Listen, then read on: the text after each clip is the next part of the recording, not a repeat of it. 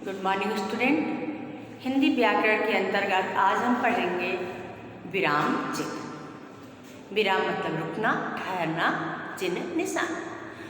हम आप बातचीत करते हैं, बातचीत करने में हम बोलते हैं, तो बोलते समय या लिखते समय या पढ़ते समय हम जो वाक्य को बोलते समय, लिखते समय या पढ़ते समय या बातचीत करते समय जो रुकते हैं, बोलने का जो लहजा होता है, कहाँ हम ज़्यादा रुकते हैं, कहाँ कम रुकते हैं, तो उसके रुकने के लिए जिन चिन्हों का प्रयोग किया जाता है वह विराम चिन्ह कहलाता है। अब एक उदाहरण के माध्यम से हम इसको पढ़ेंगे और देखेंगे। सौम्या प्रतिदिन अपनी दादी माँ को कथा सरित सागर में से एक कहानी पढ़कर सुनाती है। दादी माँ को सौम्या से कहानी सुनकर बहुत आनंद आता है। एक दिन सौम्या अपनी सहेली के जन्मदिन पर गई थी। उस दिन उसके भाई रचित ने दादी माँ को कहानी पढ़कर सुनाई, पर दादी माँ को बिल्कुल आनंद नहीं आया। क्यों आनंद नहीं आया? क्योंकि जो सौम्या थी कहानी पढ़ती थी तो भाव के साथ पढ़ती थी, कहाँ रुकना है, कहाँ नहीं रुकना है, उन सारी चीज़ों का ध्यान रखिए। आपको भी क्लास में जब पढ़ाया जाता है तो इस सारी बातों का ध्यान देना कि आपको पाठ जो पढ़ना है किस तरह से पढ़ना। आपके टीचर भी सारे पाठ को स्वर उच्चारित करके पढ़ती है, उसको रीड करती है। पाठ को पढ़ने का अभ्यास आपको भी बताया जाता है किस तरह किया जाता है। तो जब हम ध्यान से भावपूर्वक कहाँ रुकना है, कहाँ नहीं रुकना है, इस तरह से पढ़ें तो जो पाठ का जो अर्थ होता है अस्पष्ट हो जाता है। और अगर बिल्कुल हम ऐसे रट्टा मार के पढ़ते जाए जिसका कुछ अर्थ नहीं, बस पढ़ते गए कहाँ रुकना है, कहीं नहीं रुकना है, सारी चीज़ें जो सुनने वाला होता है उसको अर्थ भी नहीं स्पष्ट होता है और उसको सुनने में भी अच्छा नहीं होता है। जब आप स्कूल में कोई स्पीच देते हैं, भाषण देते हैं, तो आपको टीचर या आप एंकरिंग करते हैं, किसी कार्यक्रम की अध्यक्षता करते हैं, उसमें कुछ बोलते हैं, तो किस तरह आपको बोला जाता है स्कूल में सिखाया जाता है। कहाँ रुकना है, कहाँ तेज आवाज़ बोलना है, कहाँ धीरे बोलना है, कहाँ ध्यान देने की बात है, किस भाव से पढ़ना है, सारी बातें बताई जाती हैं। यही आपका विराम चिन्ह है। सौम्या कहानी पढ़ते समय उचित स्थान पर रुकती है, पात्रों के कथनों को भावानुकूल पढ़ती है। दूसरी ओर उसका भाई रचित बिना रुके एक ही सांस में पढ़ता चला जाता है, इसलिए उसको उनकी दादी को कहानी पढ़ने में मज़ा नहीं आता। अध्यापिका ने ऊपर लिखी घटना कक्षा में छात्रों को सुनाई और पूछा, बताइए कि दोनों में पढ़ने में क्या अंतर है। तो महिमा ने उत्तर दिया, सौम्या को विराम चिन्ह का उचित ज्ञान था, उसी ज्ञान के आधार पर वो कहानी पढ़ती थी, और रचित को विराम चिन्ह का ज्ञान नहीं था, इसलिए वह उसको ध्यान से नहीं पढ़ती थी। कहने का मतलब है कि अगर हम वाक्य में कहाँ रुकना है, किस भाव से पढ़ना, अच्छे से नहीं पढ़ेंगे तो उसके अर्थ को हम अच्छे से नहीं बता सकते हैं। पढ़ते समय किन किन बातों का ध्यान देना चाहिए इस पर हम चर्चा करेंगे। विराम चिन्ह का अर्थ है रुकना और ठहरना।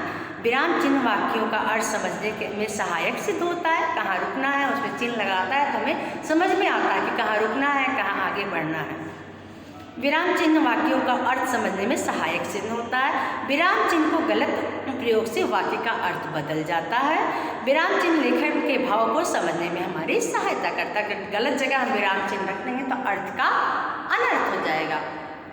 कोई भी चीज़ हम बोलते हैं, जब हम कहें अच्छा तुम बहुत अच्छा काम कर रहे हो, तो एक तरह से मैंने उसको कमेंट किया, बोलने का ढंग है। जहाँ मैंने रुका और मैंने कहा बहुत अच्छा, तुमने बहुत अच्छा काम किया, शाबाश तुमने बहुत अच्छा काम किया, तो मैंने उसकी तारीफ की। तो हमारे भाव और रुकने के ढंग से अगले को समझ में आ जाता है कि किस तरह बोलना है।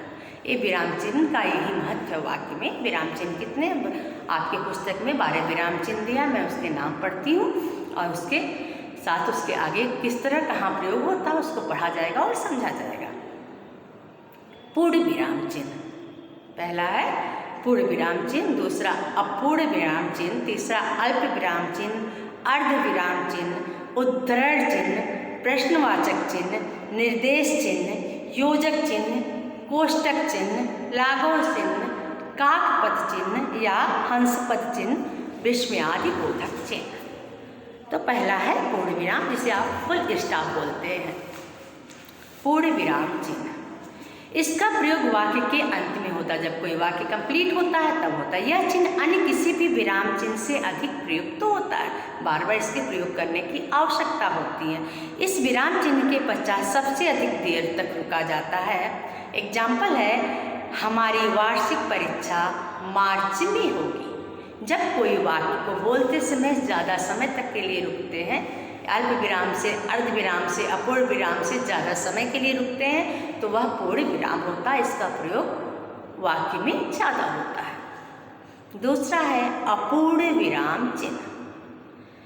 पढ़ते समय किसी स्थान पर अर्ध विराम की अपेक्षा अधिक रुकना है, पूर्ण विराम से कम और अर्ध विराम से ज़्यादा रुकना है, तो इसका प्रयोग होता है। जैसे निम्नलिखित शब्दों का अर्थ लिखिए, और इसका चिन्ह आपकी पुस्तक में दिया, आप इसको देखेंगे किस तरह इसका प्रयोग करेंगे। उसके बाद है अल्प विराम चिन्ह। अल्प का अर्थ होता है कम। इसका प्रयोग के नाम से इसका स्पष्ट है। इस विराम चिन्ह का प्रयोग वहाँ होता है जहाँ बहुत कम समय के लिए रुकना है। जैसे सुनीता ने मोहन से कहा कि जाओ पढ़ो, सिर्फ परीक्षा सिर पर है। मोहन, विनीता और अंकुश भी क्रिकेट में हिस्सा लेंगे। यहाँ पढ़ो और मोहन पे बोलने के लिए थोड़ा बहुत कम समय का प्रयोग किया गया है, इसलिए यह अल्प विराम चिन्ह है। और अर्ध विराम चिन्ह, यह पूर्ण विराम तथा अल्प विराम के बीच का चिन्ह है। जब पूर्ण विराम से कम तथा अल्प विराम से अधिक रुकना है, इस चिन्ह का प्रयोग किया जाता है। बोलते समय आपको ध्यान देना है कि किस तरह हमें बोला गया है, लिखा गया है, तब इन चारों में आप अंतर समझ लेंगे। जहाँ बहुत ज़्यादा के लिए रुकना है वहाँ पूर्ण विराम के लिए, जहाँ अर्ध विराम से थोड़ा ज़्यादा रुकना है अपूर्ण, जहाँ बहुत कम समय के लिखना है वहाँ अल्प, और जहाँ अपूर्ण विराम से ज़्यादा और पूर्ण विराम से कम रुकना है वहाँ अर्ध विराम चिन्ह। अर्ध विराम चिन्ह का हम वाक्य प्रयोग देख लेते हैं। पाकिस्तान ने भारत पर आक्रमण कर दिया, सभी फौजियों की छुट्टी रद्द हो गई। बुआ और उसका परिवार भी दिल्ली आया, अब उन्हें सिंगापुर जाना है। इस तरह का ये आपका चारों का उदाहरण। सबसे पहले हम चारों का एग्जाम्पल एक बार पुनः पढ़ लेते हैं, आप ध्यान से सुनेंगे। पूर्ण विराम का, हमारी वार्षिक परीक्षा मार्च में होगी। अपूर्ण का, निम्नलिखित शब्दों का अर्थ लिखिए। अल्प का, मोहन, विनीता और अंकुश भी क्रिकेट में हिस्सा लेंगे। अर्ध विराम का, बुआ और उसका परिवार भी दिल्ली आया था, अब उन्हें सिंगापुर जाना है। इस तरह आपने देखा वाक्य में कहाँ कितना रुकना है, उस तरह से इन चारों में बहुत हल्का हल्का अंतर है। इसको ध्यान से देखने और पढ़ने और अभ्यास करने के बाद ही समझ में आएगा आपको। आगे है उद्धरण चिन्ह। उद्धरण चिन्ह के दो उदाहरण हैं, इकहरा उद्धरण चिन्ह और दोहरा उद्धरण चिन्ह। इस चिन्ह का प्रयोग किया जाता है जब किसी इकहरा उद्धरण चिन्ह का, जब किसी वस्तु, व्यक्ति, पुस्तक आदि का नाम लिखना हो, तो इसका हम एक सिंगल कॉमा लगा देते हैं ऊपर और आगे और पीछे। जैसे प्रेमचंद की पुस्तक है गोदान, तो गोदान के आगे और पीछे ऐसे लगा देंगे। और दोहरा, जब किसी की कथन यानी किसी की कही बात को जैसे उसने कहा है सेम टू सेम वैसे कहना है, किसी के द्वारा कही बात को सही सेम टू सेम वैसे ही कहना है, तब हम डबल लगाते हैं। जैसे गांधी जी ने कहा पापी से घृणा करो, पाप से घृणा करो, पापी से नहीं। गांधी जी ने कहा पाप से घृणा करो, पापी से नहीं। तो पाप से घृणा करो, पापी से नहीं, गांधी जी द्वारा कही बात है, तो इसको डबल में लगाएंगे, डबल दोहरा उद्धरण चिन्ह लगाएंगे। और आपको प्रश्नवाचक, जब किसी से हम प्रश्न करते हैं, निर्देशक चिन्ह का प्रयोग हम कब करते हैं? अपनी बात को स्पष्ट करने के लिए अथवा उदाहरण के लिए इसका प्रयोग किया जाता है। जैसे हम अक्सर शिकायत करते हैं, डैश लगाएंगे, निर्देशक चिन्ह लगाएंगे, समय के अभाव की, समय न मिलने की। इस तरह का किसी की बात को स्पष्ट करने के लिए अपनी बात को निर्देशक चिन्ह का प्रयोग करते हैं। और योजक को जोड़ने के लिए, जैसे बार बार, दिन रात के बीच में योजक चिन्ह का हम प्रयोग करते हैं। इस तरह 12 चिन्ह हमने देखा, 12 चिन्ह के बारे में हम लोगों ने पढ़ा। इसके उदाहरण को चिन्ह को पढ़ा। अभी हम आगे भी पढ़ेंगे कोष्टक चिन्ह। अभी तो हमने 8 ही पढ़ा। कोष्टक का है जब हमने अपनी बात को किसी तरह ध्यान दिलाना है, इसका प्रयोग इस तरह करते हैं। किसी कथन को स्पष्ट करने के लिए, कठिन शब्दों का अर्थ बताने के लिए इसका प्रयोग करते हैं। जैसे नाटक में अपने प्रदर्शन की सूचना हेतु, जैसे महेश हंसते हुए, इस तरह में प्रयोग करते हैं। नाटक के अभिनय प्रदर्शन में सूचना हेतु या फिर गणित के में इसका प्रयोग करते हैं। किसी बात का अर्थ बताने के लिए, नाटक में अपने प्रयोग की सूचना के लिए और मैथ में कोष्टक चिन्ह का प्रयोग करते हैं। लाघव चिन्ह अपनी बात को कम, किसी शब्द को छोटे में लिखना, जैसे पंडित को प लिख देंगे, प्रोफेसर को प्रो लिख देंगे। काकपद पढ़ते या लिखते समय अगर कुछ छूट जाता है तो बीच में वहाँ काकपद का हम प्रयोग करते हैं। कौवा तथा हंस चलते समय भूमि पर ऐसा निशान बनाते हैं, इसी के आधार पर इस चिन्ह का नाम पड़ा है।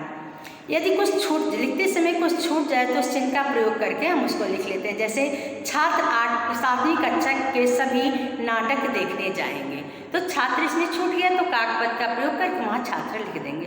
विस्मयादि, भय, शोक, हर्ष, विस्मय आदि का प्रयोग करने के लिए विस्मयादि बोधक का प्रयोग करते हैं। इस तरह हमने 12 को पढ़ा। पूर्ण विराम ज़्यादा रुकने के लिए, पूर्ण विराम बहुत कम समय के लिए रुकने के लिए, अल्प विराम उससे भी कम समय के रुकने के लिए, अर्ध विराम थोड़ा ज़्यादा समय रुकने के लिए, पूर्ण विराम से कम और अल्प विराम से ज़्यादा, उद्धरण अपने निर्देश देने के लिए, कहरा दोहरा, किसी पुस्तक किसी का नाम के लिए एक कहरा और किसी की कही हुई बात को सेम टू सेम कहने के लिए दोहरा। प्रश्न पूछने के लिए, निर्देशक अपनी बात को स्पष्ट करने के लिए, उदाहरण के लिए, योजक जोड़ने वाला चिन्ह। कोष्टक का प्रयोग अपनी बात को, अर्थ को एक दूसरा अर्थ बताने के लिए, स्पष्ट करने के लिए या नाटक के लिए में सूचना देने के लिए या गणित में इसका प्रयोग करते हैं। किसी शब्द को छोटे में लिखना है तो इसका प्रयोग करते हैं, जैसे प्रोफेसर, पंडित। काकपद लिखते समय कुछ छूट गया है तो इसका प्रयोग करते हैं। विस्मयादि बोधक, शोक, मन, भय इत्यादि का प्रयोग करने के लिए इसका प्रयोग करते हैं। इस तरह आप 12 जितने भी विराम चिन्ह इसको पढ़िएगा, याद करिएगा। धन्यवाद।